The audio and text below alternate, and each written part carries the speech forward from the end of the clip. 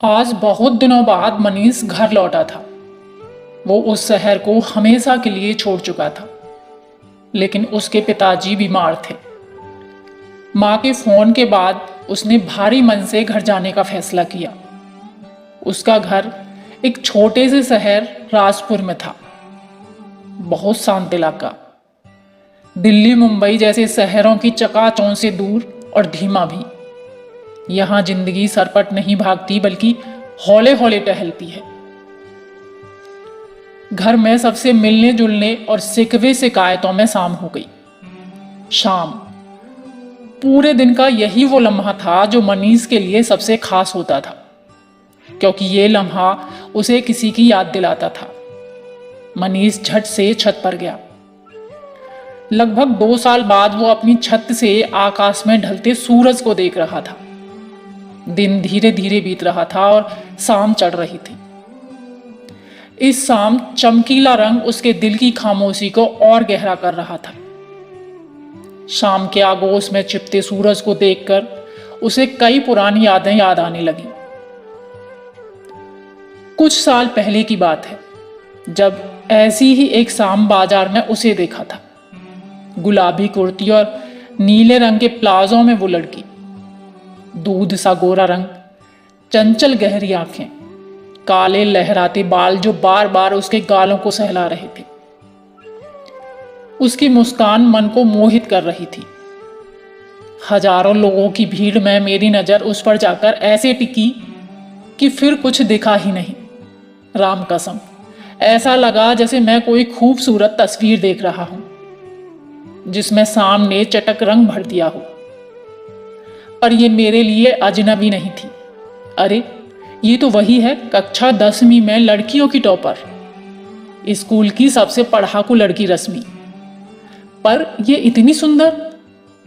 School में तो ये चश्मिश हुआ करती थी, 2 चोटियों में और चेहरे पर ढेर सारी सीरियसनेस। वो ये सब सोच ही रहा था कि तब तक रश्मि की नजर भी उस पर पड़ चुकी थी। मनीष ने देखा कि वो उसी की तरफ बढ़ी आ रही है।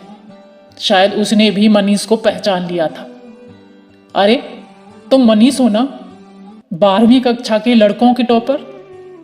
और तुम रश्मि, 10वीं में लड़कियों की टॉपर, मनीष ने उसे टोकते हुए कहा। अरे वाह, बहुत दिनों के बाद दिखे। कहाँ थे? कहीं बाहर रहते हो क्या? सुना है तुम सॉफ्टवेयर इंजीनियर बन गए हो। रश्मि ने एक साथ कई सवाल दाग दिए। अरे बाबा रुको, सांस तो ले लो, मनीष ने उसे रोका। हाँ, मैं एक सॉफ्टवेयर इंजीनियर हूँ। दिल्ली में एक मल्टीनेशनल कंपनी में जॉब करता हूँ। होली की छुट्टी में घर आया हूँ। तुम अपने बारे में कुछ बताओ, क्या कर रही हो मिस टॉपर? मैंने अभी अभी कॉलेज की पढ़ाई खत्म की है। सिविल सेवा की तैयारी करने की सोच रही हूँ दिल्ली में कोचिंग ज्वाइन कर लूँ, रश्मि ने कहा। खैर छोड़ो, तुम तो बहुत खूबसूरत हो गई हो। स्कूल में तो बड़ी नकचढ़ी दिखती थी, मनीष ने उसे छेड़ते हुए कहा। अरे नहीं, मैं तो हमेशा ऐसी ही थी। तुम ही स्कूल टाइम में लड़कियों से घिरे रहते थे। सारे स्कूल की लड़कियां तुम पर ही मरती थी, रश्मि ने खिलखिलाते हुए कहा।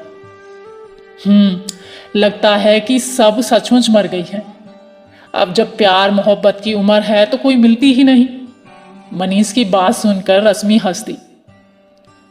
सच कहूं, अगर मुझे पता होता कि तुम बड़ी होकर इतनी खूबसूरत हो जाओगी तो स्कूल में ही तुमसे चक्कर चला लेता, मनीष ने मजाकिया लहजे में कहा। रश्मि ने शर्माते हुए नजरें झुका ली। ढलते सूरज की किरणों से उसका चेहरा सोने सा दमक रहा था। मनीष बस उसे देखे जा रहा था।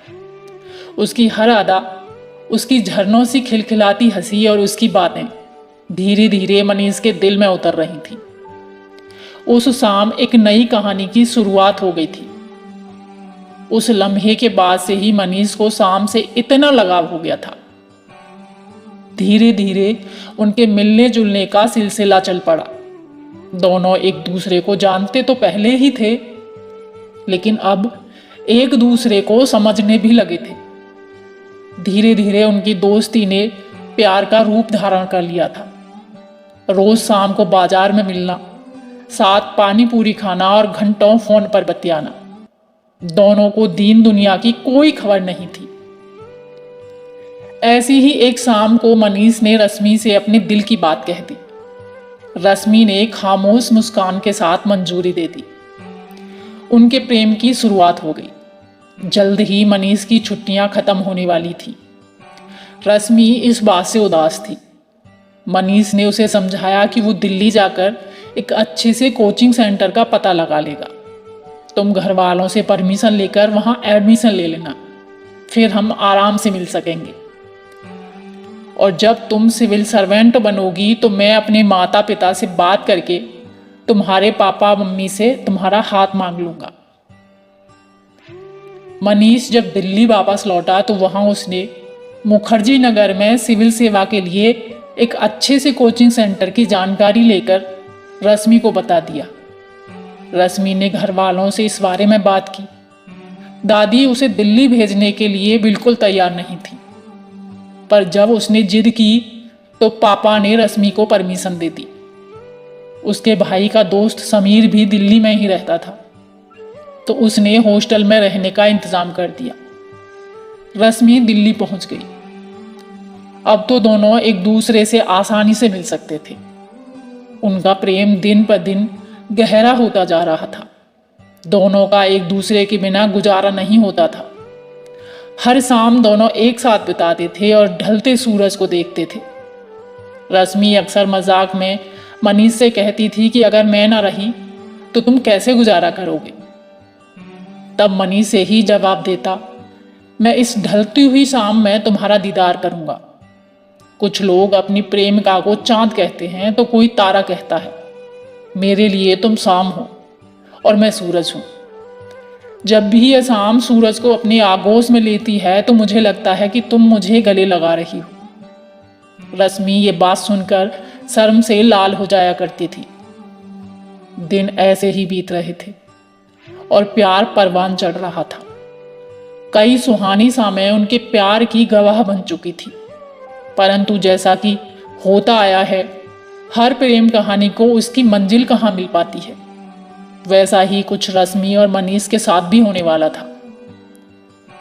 रश्मि के भाई के दोस्त समीर ने रश्मि और मनीष को एक दिन एक साथ देख लिया और उनकी प्रेम कहानी के बारे में रश्मि के भाई को सब बता दिया। ये बात जानकर उसके घर में हंगामा हो गया। उसके पिताजी ने उसे तुरंत घर वापस आने को कहा। घर पहुंचते ही दादी के तानों और नाराजगी का दौर शुरू हो गया। 1000 बार कहा है कि लड़की को इतना मत पढ़ाओ लिखाओ, हाथ से निकल जाएगी, जल्दी से ब्याह रचा दो। पर नहीं, इन्हें तो बेटी को कलेक्टर बनाना था। लो भुगतो अब। रश्मि की मां नीची नजरों से चुपचाप उनके ताने सुनती रही। आखिर में पापा ने फरमान सुनाया कि अब रश्मि दिल्ली वापस नहीं जाएगी। मेरी नज़र में एक अच्छा लड़का है, मेरे दोस्त का बेटा सुधीर, जो अच्छी नौकरी करता है और हमारी जाति का ही है। उसके घर वाले रश्मि को पसंद भी करते हैं। हम 1 महीने में ही शादी कर देंगे। रश्मि ने पापा से मिन्नतें की और कहा कि आप एक बार मनीष से मिल तो लो, बहुत अच्छा लड़का है।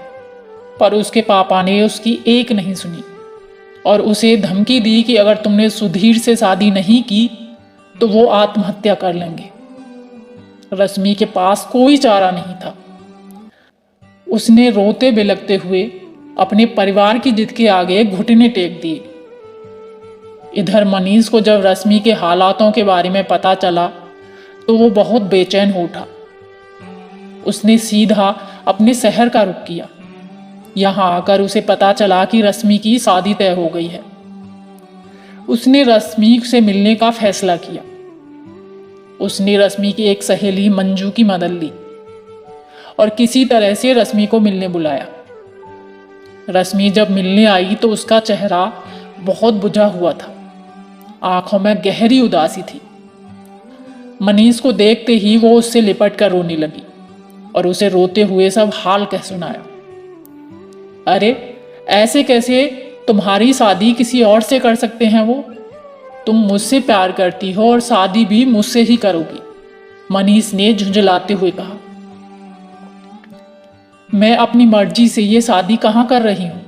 ये मेरे घर वालों का फैसला है और मुझे ये फैसला मानना ही होगा, वरना पापा आत्महत्या कर लेंगे और मैं ये बर्दाश्त नहीं कर पाऊंगी। तुम मुझे माफ कर दो और मुझे भूल जाओ, रश्मि ने रोते हुए कहा और वहां से चली गई। उसने एक बार भी पलटकर मनीष को नहीं देखा। कहते हैं ना, जब दो लोग प्यार में होते हैं तो उनकी दुनिया एक दूजे में सिमट कर रह जाती है। ऐसा ही मनीष और रश्मि के साथ भी हुआ था। वो लोग ये भूल गए थे कि वो ऐसे समाज से आते हैं जहां परिवार की इज्जत और रीति रिवाज को प्यार पर तरहीज दी जाती है, भले ही उन रीति रिवाजों का बोझ उठाते उठाते घुट घुट कर मर ही क्यों न जाएं। मनीष वहीं स्तब्ध खड़ा रश्मि को जाते हुए देखता रहा। उसके कानों में रश्मि के शब्द गूंज रहे थे। शाम सूरज के वजूद को निगल रहा था और इधर मनीष का वजूद उससे बिछड़ रहा था। उसके दिल ने उस दिन एक गहरी खामोशी इख्तियार कर ली थी। आज फिर से शाम उसकी जिंदगी में बदलाव लाई थी। उस दिन मनीष की रश्मि से आखिरी मुलाकात थी। रश्मि अपनी परिवार की खुशी के लिए अपने प्यार को ठुकरा चुकी थी और मनीष ने रश्मि की खुशी के लिए उसका फैसला मान लिया था। वो दुखी था पर रश्मि के हालात को समझता था। जानता था कि एक मध्यम वर्गीय समाज में प्यार को स्वीकारोक्ति नहीं मिलती और फिर एक लड़की के लिए अपने माता पिता का विरोध करना आसान नहीं है। वो रश्मि से प्यार करता था और उसने रश्मि की भावनाओं का सम्मान किया। 6 महीने बीत चुके थे उसे दिल्ली लौटे हुए और उसने फैसला किया था कि अब वो कभी अपने शहर वापस नहीं लौटेगा। रश्मि को भूल तो वो सकता नहीं था, पर उसके बिना जीना है ये तो तय था। इसलिए मनीष ने पूरी तरह से खुद को काम में झोंक दिया। अब यहां पर दिन में उसका काम ही उसका साथी था और रात में रश्मि के साथ बिताए मीठे लम्हों की यादें, और हर रोज की तरह ढलती शाम उसे रश्मि के साथ का एहसास कराती थी। वो बस यही दुआ करता था कि रश्मि जहां रहे खुश रहे, लेकिन ऊपर वाले को कुछ और ही मंजूर था। रश्मि के पति सुधीर को रश्मि और मनीष की प्रेम कहानी का पता चल गया था। उसने रश्मि से बहुत झगड़ा किया, उसके साथ मारपीट की।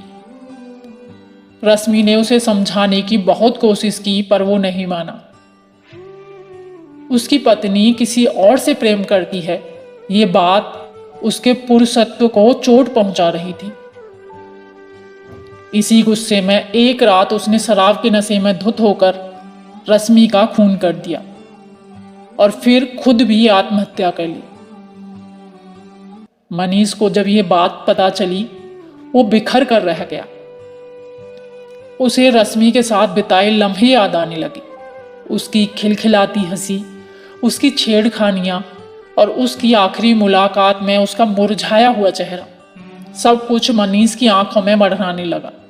काश मैंने उस दिन उसे रोक लिया होता, मैंने उसकी बातें क्यों मानी, ये सोचकर वो बिलख कर रोने लगा। उसने आत्महत्या की कोशिश की पर उसके दोस्त ने समय रहते उसे बचा लिया। घर वालों की खातिर उसने जीने का फैसला तो कर लिया, पर वो कभी उस शहर लौटना नहीं चाहता था। रश्मि दुनिया से जा चुकी थी। मनीष के मन में एक गहरी खामोशी छोड़कर उस दिन से मनीष हर शाम को ढलते हुए सूरज को देखना नहीं भूलता। शाम में उसे रश्मि का चेहरा दिखाई देता है। जब भी शाम सूरज को अपने आगोश में लेती है तो उसे ऐसा लगता है जैसे रश्मि ने उसे अपनी बाहों में छुपा लिया हो। यही एक लम्हा होता है जब उसे अपने जिंदा होने का एहसास होता है। बस शाम और खामोशी का ये आलम ही उसके जीने का सहारा है।